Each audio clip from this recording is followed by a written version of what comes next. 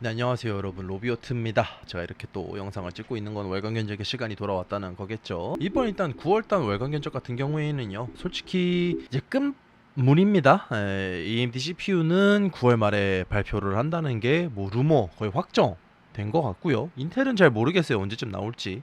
근데 이제 CPU 같은 경우에는 한마디로 세대가 교체가 되어서 가는 시기라고 보시면 될 것 같습니다.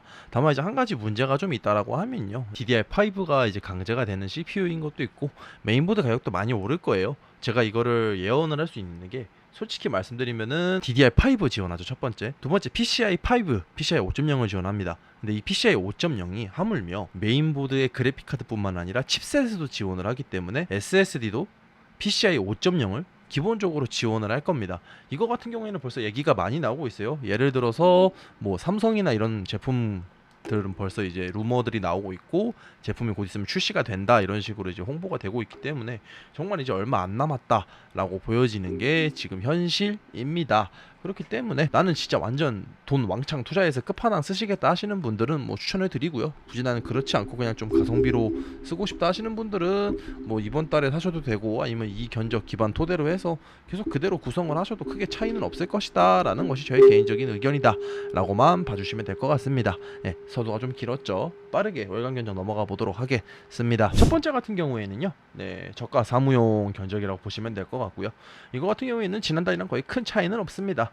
메인보드는 HDMI랑 VGA를 지원하는 메인보드라 보시면 될 것 같고요. 그렇기 때문에 모니터 하나 정도 사용하시는 거에는 크게 문제는 없을 겁니다. 두 개 쓰실 분 같은 경우에도 크게 문제는 없을 텐데, 그래도 가능하면은 두 개 쓰시는 분들은 DVI라도 지원하는 쪽이 좋기 때문에 메인보드는 변경을 해주시는 게 좋을 것 같고요. 정말 간단한 사무용입니다. 간단한 사무용이기 때문에 뭐 크게 뭐 캐드라든지 좀 고가의 작업들을 하시는 분들에게는 좀 비추를 드린다라는 점 참고를 좀 부탁드리도록 하겠습니다. 두 번째 같은 경우에 이제 고가 사무용이에요. 고가 사무용 원래 5700G를 많이 넣는데 5700G가 품절이고 또 그 이상의 CPU를 넣기에는 가격대가 60만 원대까지 넘어가기 때문에 어쩔 수 없이 좀 5600G로 이번 달은 좀 구성을 했고요.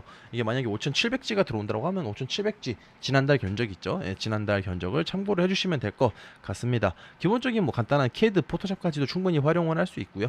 근데 그 이외에도 뭐 5600G 내장 그래픽 성능이 워낙에 좀 좋은 편이기 때문에 게임 돌리기에도 크게 문제는 없을 것이다.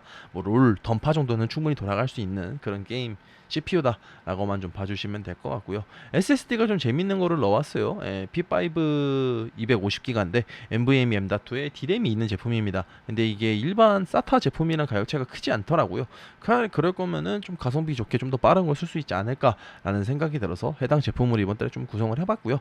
성능은 기존 SATA 대비해서 확실히 빠르긴 할 겁니다. 근데 이제 작업하시는 거에 따라서 좀 다르긴 할 텐데, 워드, 엑셀 작업 정도에서는 좀 체감이 어렵다라는 점 참고를 부탁드리도록 하겠습니다. FHD 가성비 견적입니다. 요 같은 경우에는 마찬가지로 거의 지난달이랑 큰 차이가 없는 구성이라고 보시면 될 것 같아요. RX 6600으로 구성을 했기 때문에 뭐 기본적인 성능 같은 경우에는 나쁘진 않을 겁니다. 다만 로아 배그 하실 분들은 2060 하시거나 아니면 3050으로 구성을 하시는 게 아직까지는 성능이 더 좋다라고만 좀 말씀을 드리고 싶고요. 그 이외의 게임 같은 경우에는 크게 문제는 없을 겁니다.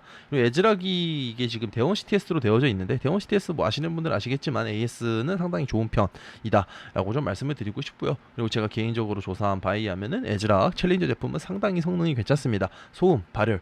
솔직히 제가 에즈락 그래픽을 RX 570, 580대 써봤는데 발열이 상당했거든요. 근데 이제 그런 것도 없고 상당히 잘 나온 모델이다라고 하는 것이 제 개인적인 의견이 이기 때문에 그런 부분 좀 참고해서 구매하실 때 좀 도움이 되셨으면 합니다. 한번 이제 FHD 상급 게이밍이에요.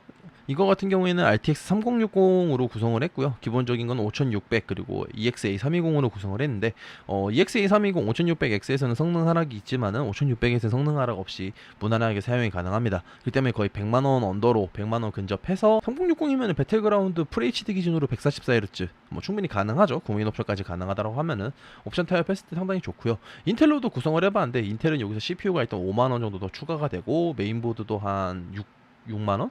아무리 싸봐야 6만원, 7만원 정도 더 추가가 되는 부분이기 때문에 가성비적으로 매우 안 좋은 상황이기도 합니다. 거기에 쿨러 가격도 생각을 하면은 뭐 그렇게 써 좋은 대체품이라고는 말씀드리기 어렵고요. 그래서 일단 FHD급에서는 인텔 견적은 굳이 짜지 않았습니다. 물론 굳이 짜시려고 하시는 분들은 뭐 추천을 드리겠지만은 차라리 그러실 거면은 5600에 XMP 메모리를 넣는 게 성능상 더 좋다라는 점 제가 누누이 강조드리고 있죠. 네, 때문에 그런 부분 참고를 해서 구성을 해줬으면 합니다. FHD 최상급 QHD 가성비입니다. 마찬가지로 거의 차이점은 없고요. 네, 3060 Ti 기반입니다. 3060 Ti 기반 제가 누누이 말씀드리죠. 네, 지난 제품의 2070 슈퍼랑 거의 동급이기 때문에 QHD에서 어지간한 게임들 다 옵션 타입하면은 무난하게 프레임 뽑힌다. 로아 같은 경우에서도 QHD 쓰실 거면 풀옵션 하셔도 되고요.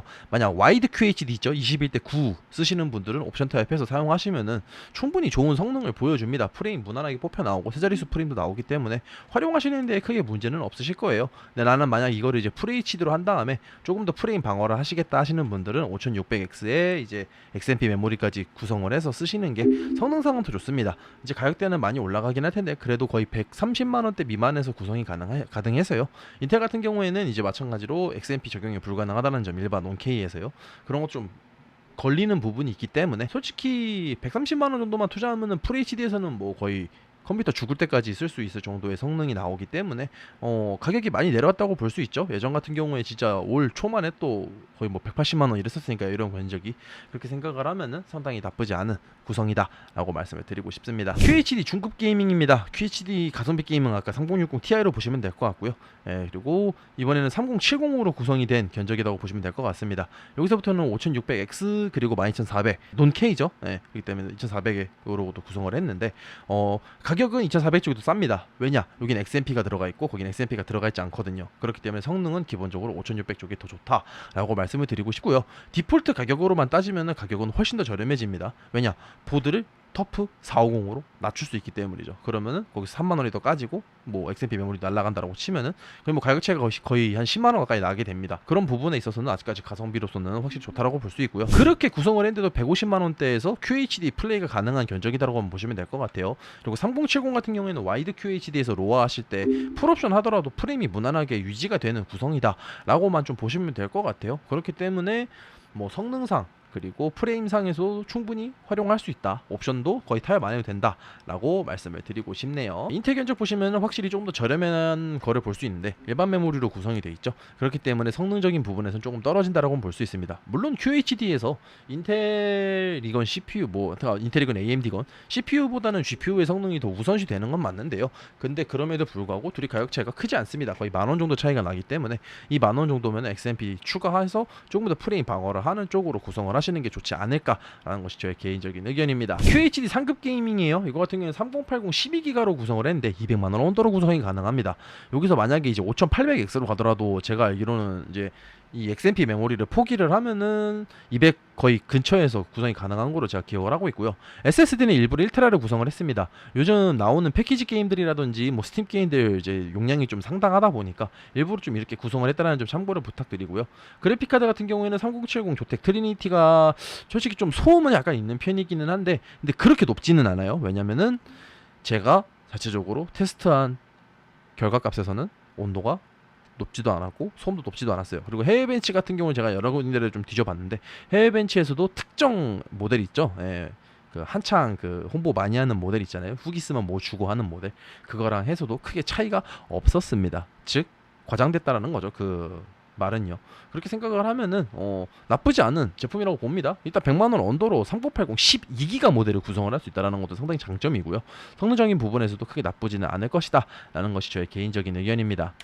인텔 같은 경우에도 똑같이 12400F로 구성을 했고요. 이제 아까 보신 5600X라든지 12400F에 3080을 넣으면 원래 병목이 좀 있어요. FHD 해상도에서는. 근데 그건 이제 FHD 해상도일 때 기준으로 한 거고요.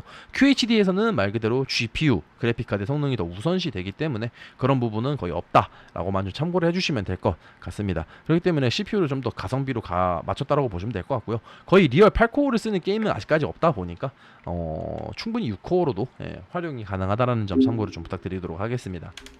최상급 게이밍입니다. QHD 기준이고요. 제가 이번에는 4K는 좀 따로 설명을 드리도록 하겠습니다. 3080 Ti 기준이고요. 3080 Ti랑 3080 12기가랑 약간의 차이는 있습니다.